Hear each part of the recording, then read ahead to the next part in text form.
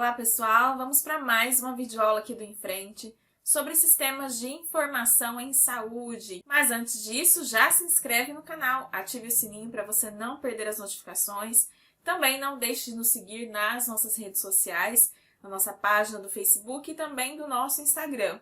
E além disso, se você quiser se aprofundar sobre este tema, confira no nosso site a nossa apostila digital em PDF com o estudo completo dos sistemas de informação em saúde. Um material com toda a teoria e várias questões para você treinar também sobre este tema. Para você conferir os nossos materiais, é só você acessar o nosso site www.emfrenteenfermagem.com.br. O link está aqui na descrição deste vídeo.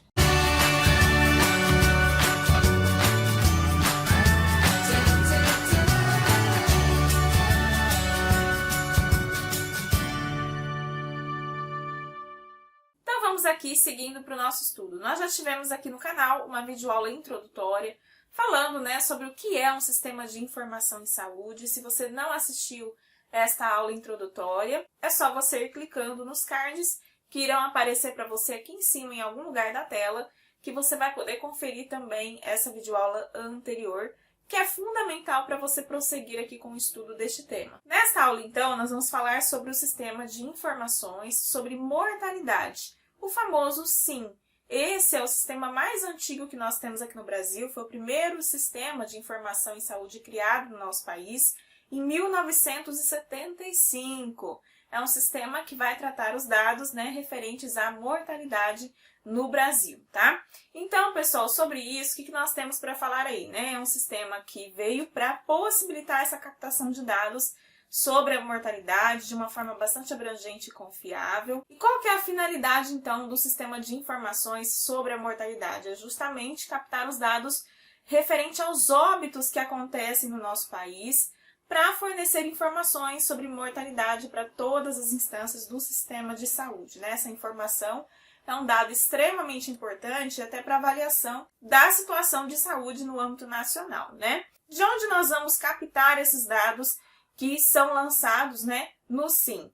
Nós vamos ter aqui vários serviços envolvidos, Principalmente os serviços de verificação de óbitos, também os próprios hospitais, quando acontece um óbito, e também os cartórios, que são onde são emitidas as declarações de óbito, Então, essas são as principais fontes de dados do SIM, Sistema de Informação da Mortalidade. E aí, qual que é o documento de registro? Onde a gente vai registrar essas informações? Nós vamos ter aqui como documento principal a declaração de óbito, Essa declaração de óbito ela é padronizada em todo o território nacional, é o mesmo modelo em todos os lugares que você vai encontrar. Essa declaração ela é o documento base desse sistema. Ela é composta de 3 vias autocopiativas, cada uma dessas vias tem cores, A gente vai falar sobre isso ainda também, e elas são pré-numeradas sequencialmente. Então, essa declaração de óbito ela é fornecida pelo próprio Ministério da Saúde e distribuída aí pelas secretarias estaduais e municipais de saúde, E isso é feito padronizado em todo o país. E aí, em relação à declaração de óbito, a gente também tem um ponto crucial aqui que você precisa compreender, Não é qualquer pessoa, nem qualquer profissional da saúde que preenche uma declaração de óbito. O preenchimento da declaração de óbito também tem regras, Nós temos resolução que trata disso, falando sobre de quem é essa competência, essa responsabilidade em relação ao preenchimento da declaração de óbito. Sobre isso, a gente tem a resolução do Conselho Federal de Medicina, número 1779, é uma resolução publicada em 2005, que trouxe a exclusividade do preenchimento da declaração de óbito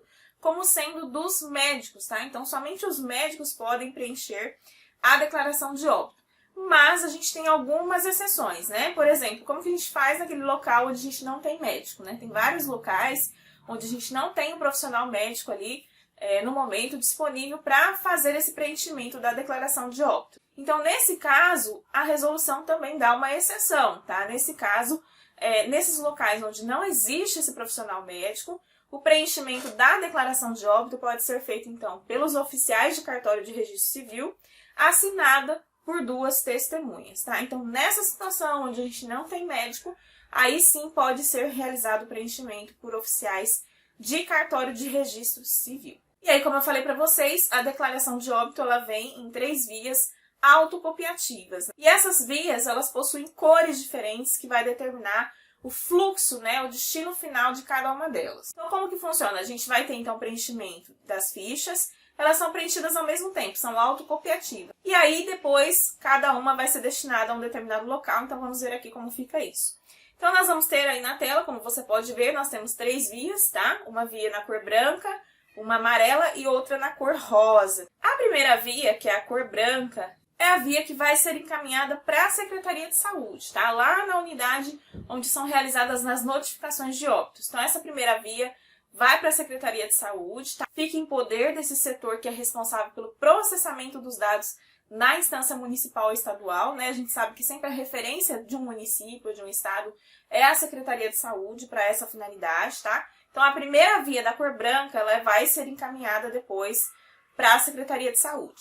A segunda via, que é na cor amarelo, é a via que vai ser entregue para a família. A família, de posse dessa via cor amarela, leva essa via lá para o cartório, né, de registro civil, onde vai ser emitida a certidão de óbito. E aí lá, quando chegar no cartório, o cartório vai deixar essa via amarela retida no cartório e vai entregar para a família a declaração de óbito, tá? Então, a segunda via na cor amarela, ela é como se fosse um protocolo, né? Um ticket para que a família vá até o cartório do registro civil para a retirada da certidão de óbito. E aí, quando o familiar, então, vai lá no cartório e pega a certidão de óbito, essa via amarela fica retida no cartório de registro civil. E aí a terceira via, na cor rosa, é a via que vai permanecer no estabelecimento onde ocorreu aquele óbito, né? Então, por exemplo, aconteceu no hospital, a terceira via, cor rosa, fica retida lá no hospital, no prontuário do paciente, tá? Então, essa terceira via, ela vai permanecer nas unidades notificadoras,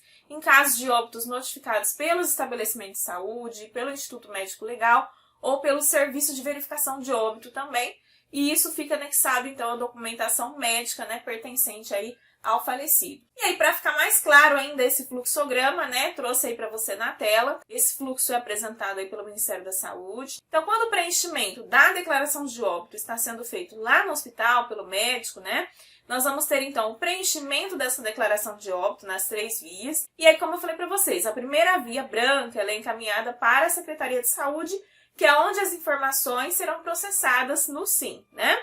A segunda via, que é a via amarela, é entregue para a família, porque a família precisa dessa via amarela para levar ao cartório de registro civil. E aí, quando chega lá, o cartório de registro civil emite a certidão de óbito e arquiva essa segunda via amarela. E a terceira via, então, ela fica de posse aqui do hospital, sendo anexada ao prontuário do falecido, beleza? Agora, quando o preenchimento é realizado no próprio cartório, né, de registro civil, porque a gente viu que tem exceção, em que o oficial do cartório é que faz esse preenchimento, aí neste caso a primeira via, que é a branca, vai ser também encaminhada para a Secretaria de Saúde, tá? O cartório vai fazer esse encaminhamento para a Secretaria de Saúde, porque como eu já falei para vocês, no nível local é onde as informações serão processadas, né? A segunda via amarela vai ser arquivada, porque o próprio cartório já preencheu, já deu a certidão de óbito para a família e vai arquivar, então, essa segunda via. E a terceira via, que é a rosa, como é um cartório, não tem prontuário do paciente, não tem onde deixar ali arquivado, né, informações que são médicas, né, do caso, então, essa terceira via rosa vai ser encaminhada também para a Secretaria da Saúde, tá? Então, basicamente, é assim que funciona o fluxo dessa declaração de óbito. Nós temos também um fluxograma de preenchimento da declaração de óbito para os casos de morte natural e para os casos de morte não natural. Como é que fica aquela situação, né, onde a morte aconteceu num local onde a gente não tem uma unidade fixa de saúde, que tem um médico fixo, né, de repente é um médico plantonista, não é o médico responsável pelo caso. Então, esse fluxo vem justamente, né, para trazer essa orientação. Então, no caso de uma morte natural, como que a gente vai fazer? Primeiro, a gente vai se perguntar se essa morte natural aconteceu com assistência médica, né? Se tem assistência médica ali no momento da morte natural. Se sim, o que a gente vai fazer? O médico que vinha acompanhando, né, esse paciente, que vinha prestando assistência, sempre que possível, em todas as situações, é ele que vai preencher a declaração de óbito. no momento o médico que é responsável pelo caso não está disponível. Então, neste caso, vai ser o médico assistente e na falta do médico assistente vai ser o médico substituto ou plantonista, tá? Que vai fazer, então, o preenchimento dessa declaração de óbito, porque é o médico que naquele momento está responsável, né, pelos óbitos dos pacientes internados ali sob regime hospitalar. Também nós podemos ter aqui o preenchimento sendo realizado pelo médico designado pela instituição que prestava assistência para óbitos de pacientes que estão em regime ambulatorial. E também nós temos situações em que quem faz esse preenchimento, tá, é o médico da Estratégia de Saúde da Família, do programa Melhor em Casa ou de outros programas semelhantes, né, para óbitos de pacientes que estão em tratamento sob regime domiciliar, porque às vezes o paciente não estava internado em um hospital, né, ele estava em regime de atendimento domiciliar, então nesse caso quem vai fazer o preenchimento é o médico que acompanha, né, esse paciente no nível domiciliar, que é o médico da saúde da família ou do programa Melhor em Casa. Agora, se a resposta for não, né, se não teve assistência médica para essa morte natural, aí o médico do serviço de verificação de óbito vai fazer, então, o preenchimento, tá, nas localidades que dispõem desse tipo de serviço. Ou também o médico do serviço público de saúde mais próximo do local ali onde aconteceu o evento e, na sua ausência, por qualquer outro médico que esteja nas localidades em que não há serviço de verificação de óbito, tá? Então, esse fluxograma que você viu na tela é no caso de morte natural. E quando essa morte não é natural, a gente vai fazer uma pergunta diferente para decidir quem vai fazer esse preenchimento, tá? Nesse caso, nós vamos perguntar se tem um IML nesse local, um Instituto de Medicina Legal, né? Se tem, nós vamos ter aqui o preenchimento sendo feito pelo médico legista, independente do tempo que transcorreu entre o evento violento e a morte propriamente dita. Agora, se não tem o IML ali naquele local, vai ser qualquer médico da localidade que seja determinado pela autoridade judicial ou policial na função de perito legista eventual. Então, essas são as duas situações que a gente pode ter e também os fluxogramas para esse preenchimento. E aí nós temos também, claro, né, a definição de quais são as situações em que a gente emite uma declaração de óbito, né? Então, a declaração de óbito, pessoal, ela vai ser emitida em todos os óbitos, sejam eles naturais ou violentos, isso vai acontecer em todo o território nacional. Ou também nós vamos ter aqui a emissão da declaração de óbito quando a criança nascer viva e morrer logo após o nascimento. Então, a criança nasceu viva, mas depois, logo que nasceu, ela veio a óbito, tá? Isso independente da duração da gestação, do peso do peso desse CRN e também do tempo que ele permaneceu vivo ali após o nascimento. E também nós vamos registrar uma declaração de óbito na presença de óbito fetal, se for uma gestação que teve uma duração igual ou superior a 20 semanas, ou quando o feto tem peso igual ou superior a 500 gramas, ou uma estatura igual ou superior a 25 centímetros, tá? Então, são nessas situações em que nós vamos ter a emissão da declaração de óbito. E aí, só para ficar mais claro ainda para você, trouxe aqui na tela um modelo da declaração de óbito, tá? Que é exatamente o documento preenchido, padronizado em todo o território nacional, para você entender como esse documento está organizado, tá? Então, aí você tem na tela um exemplo, né, dessa ficha, tá? Esse é o modelo utilizado em todo o território nacional, que é disponibilizado pelo Ministério da Saúde, beleza? Aí na tela você tem um exemplo de uma via que é da Secretaria de Saúde, né, a via branca. Aí no primeiro bloco, né, nós vamos ter o preenchimento dos dados identificadores. Aqui a gente vai ter informações sobre o tipo de óbito, né, se foi fetal ou não fetal, a data em que esse óbito aconteceu, os dados do falecido, tá? Dados realmente de identificação.